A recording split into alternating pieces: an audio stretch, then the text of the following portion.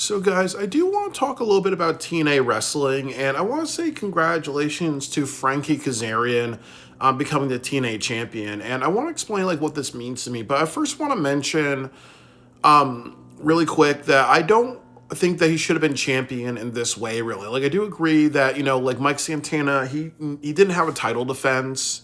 And then he just had one, and then also too, he's not appearing for the company right now. So there's a lot of people saying, "Oh well, why'd you take the belt off of him? Is he and Joe Hendry joining WWE, and are you putting on Frankie Kazarian because you're like, okay, they have no interest in him? So it's ultimately a bad look because it may be okay, well, WWE strip mining them of their talent the same way AEW did to New Japan Pro Wrestling."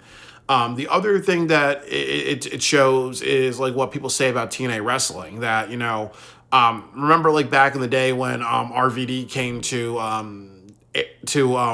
Impact Wrestling, and then he took the title off of AJ Styles. So it kind of repeats this pattern of what people didn't like about the company, about okay, if you're a WWE person, or if you're a veteran from somewhere else, you take it away, really. And then also Mike Santana, they did a bad job with his title run because a lot of people said Slammiversary. He's his hometown's Long Island, so they didn't let him win when that would have been the right time, really.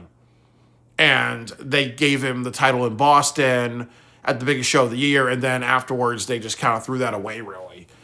So it does represent a bunch of bad choices. But I do want to talk about Kazarian because I do want to mention that he was one of my favorite wrestlers back in the day of TNA wrestling, because I always felt that he was very, very underrated. And one thing that attracted me to a lot of TNA wrestlers was the fact that they were just, there was a lot of unpredictability in the fact that they never really got over in a big way. You always look at somebody like Samoa Joe, if I'm correct, he was the TNA champion only one time. And then you also look at somebody like Christopher Daniels, who was never the TNA champion. And actually, when they had that thing too, where they went over to the UK, but Jeff Hardy could not go because he had legal charges, they did something they had a match. And I remember seeing on Wikipedia, it said Christopher Daniels won, and then it was actually somebody trolling and say, oh, well, he didn't win.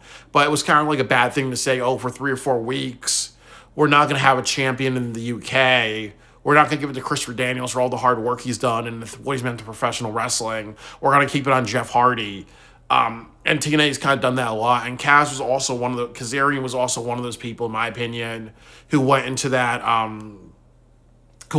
issue, really, of just okay, of someone with a lot of potential, but he never really was used very well, and he was not in good storylines, and he also was somebody that could have been a bigger deal, really. And I also think that sometimes when you have things like Feast or Fired or Call Your Shot nowadays, or the Option C with the X Division, part of the good thing about that is that sometimes you can take a wrestler and give them an advantage so they become the heavyweight champion, and then you're like, okay, what do we do this person for the next couple of months, really? When they did it with Austin Aries, when he beat Bully Ray, that was a good choice. When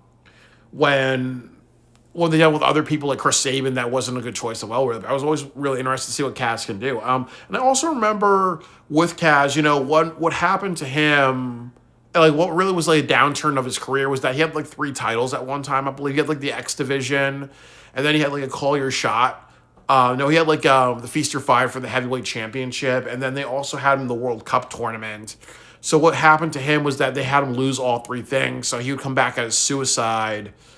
And I believe he got an injury, when he played that character, and his career never really recovered and stuff like that. And I actually remember they did a promo of him losing all those titles and just him being depressed for I kind of said, man, I'm really hurting.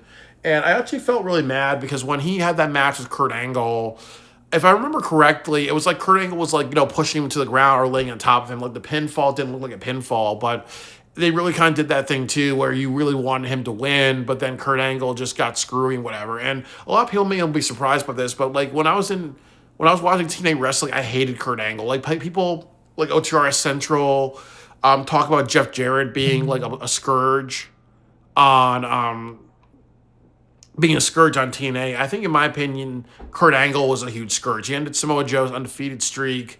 He held a lot of people back. And he also held like a lot of people back in the sense like you would never see a Jay Lethal become a champion. You never see a Christopher Daniels, a Kazarian, because they always seem to kind of like, spoil him a little bit, But I also understand in retrospect, if I kind of would say that, he was one of those people that helped the company a lot. Like there's a reason why John Moxley's featured a lot in TNA wrestling. There's a reason, no, in AEW, there's a reason why Will Ospreay's featured a lot. There's a reason why Swerve is featured a lot. Like some of these people came from Japan, some of these people came from WWE. They're just a natural fit. Or there's a reason why Bryan Danielson has had a bunch of pay-per-view matches. You can be mad and say, oh, what about Sammy Guevara? Or, oh, what about somebody like Daddy Magic? Or, oh, what about somebody, like Nyla Rose or a few other people that deserve a bigger spot, that can do well with a bigger spot. That sometimes we have to kind of say, hey, somebody's a draw. Hey, somebody can have dream matches. Hey, somebody like moves merch. As Dixie Carter famously said, the reason why we push these guys is because, the people are paying to see them. The people are paying to see Sting. People are not paying to see Kazarian. So I do understand, that logic. But I also understand, they didn't do what WWE does, which is every single year WWE tries to push new stars.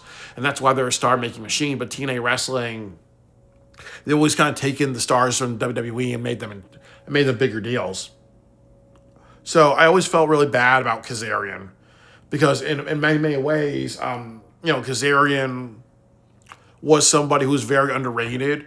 He was not utilized that well. And I also just feel, just really, really kind of sad that he never got his full potential, really. And then nowadays, as people say too, that he's a lot older. He's not been relevant for a long time, and actually, the only relevancy he's had over the past couple of years is being a TNA long stay. But also too, he went to AEW, and he and Scorpio Sky were the first AEW champions, but nobody really remembers that. They're not even like a famous team really. And then also too, Scorpio Sky, somebody who was the TNT champion. He had a cool belt, a cool custom belt, but then he disappeared for a long time. So like where the hell is Scorpio Sky really? But I definitely feel like TNA Wrestling has done a lot of injustices to Frankie Kazarian. He's someone with a lot of potential. He's been there a long time really. And I just sent him a message saying, like about fucking time. And I've dealt with depression. I dealt with a lot of other issues in my life, but I'm happy I kept myself alive long enough to see you as the TNA champion. But I ultimately don't know. I actually think as I said, that it's going to do more detriment than good, because I think a lot of people are wanting to see Mike Santana, see him like hold a long championship run, and see what he can do with it. And then also, as people said, people are a little bit more worried because they're saying, hey, Mike Santana, he just headlined the biggest show of the year.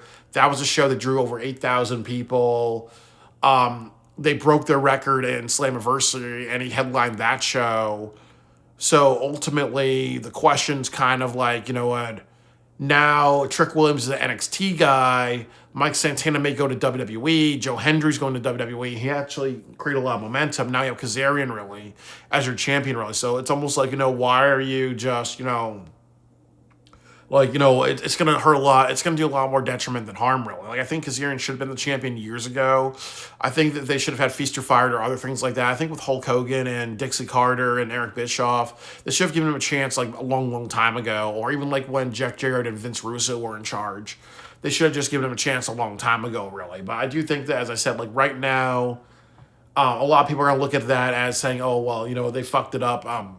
They fucked it up by giving it to the wrong person at the wrong time. It's almost like when John Moxley became the AEW champion last year, where it did a lot more damage. He went from being considered maybe one of their best world champions because he had multiple reigns. He's held the company together when during difficult times, but because of his reign, it symbolized a lot of bad, really. It symbolized a lot of AEW pushing long-term bad booking.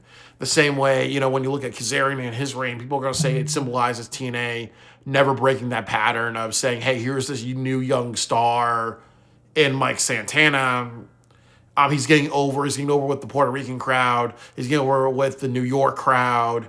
Oh, well, he went to Boston, which is not that far from New York. There's a lot of people like me who live in Connecticut who wanted to go to TNA Bound for Glory. And then And then now he's a big star. A lot of people are talking very highly of him, and then now he's not there anymore, really. And now he may or may not be there, or now there's bad publicity, or now they're not drawing as well, really, because they took it off of Mike Santana, really. So it's bad when your title reign represents a lot of just bad decisions, really.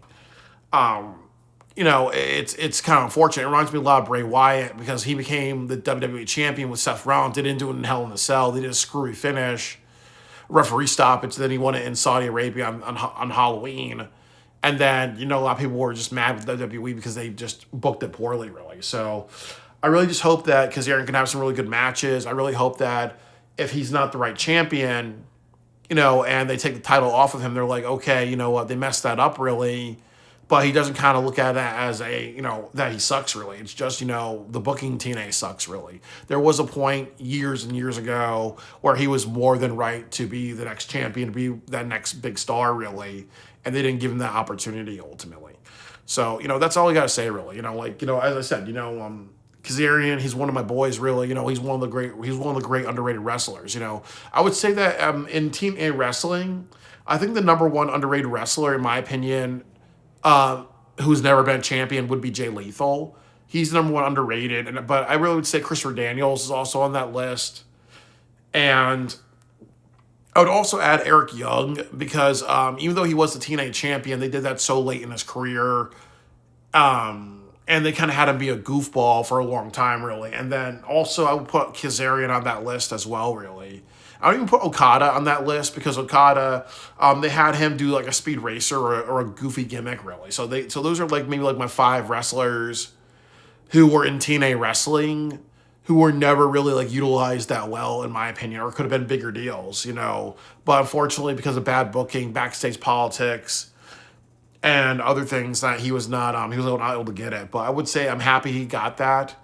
But I hope his championship reign can be remembered as a good thing. But it comes down to what TNA does with their booking, really. And what is this going to symbolize? Is this going to symbolize them making a bad decision? Is this going to symbolize a short reign and Mike Santana's going to get the title in the future?